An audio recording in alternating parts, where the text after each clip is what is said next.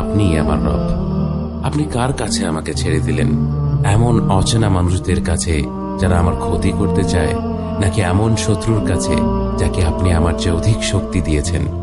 হে আল্লাহ, যদি আপনি আমার উপর রাগ না করে থাকেন তাহলে এর কিছুতে আমার কিছু আসে যায় না, কিন্তু আপনার আশ্রয় পেলে আমার পরিস্থিতি আরেকটু সহনীয় হবে।